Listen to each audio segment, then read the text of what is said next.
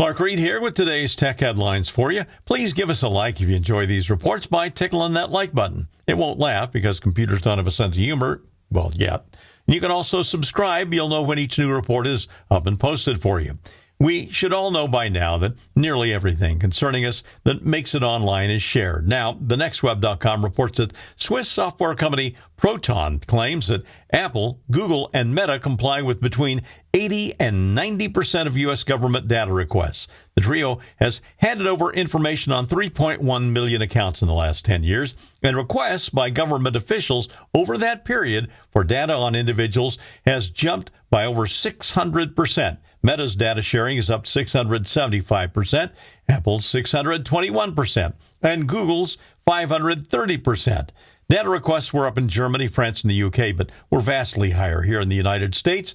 Proton, the Swiss firm, markets themselves as a privacy-first alternative to others with their Proton Mail, Proton VPN, and Proton Drive. Proton itself saw data requests go up amazingly also. They had 13 in 2017, and by 2024 got 6,378. In their case, though, Swiss privacy protections, like Swiss bank accounts, are kept pretty tight, so most of the requests were denied by Proton. The Information Commissioner's Office in the United Kingdom has announced a major investigation into child protection measures of three popular apps, TikTok, Reddit, and Imgur. According to 9to5Mac.com, the agency is looking at both age verification processes and whether or not the apps break the law in the way they use personal data of children. Last year, the ICO, had required a number of other apps to improve protections for kids under 18. X just dropped serving ads to users under 18 and took away the ability for youngsters to opt into a geolocation sharing. And Send, Dailymotion, and Viber made commitments to drop geolocation information and cut personally targeted ads. TikTok said in a statement it operates under, quote, strict and comprehensive measures that protect the privacy and safety of teens, end quote. Please try not to laugh.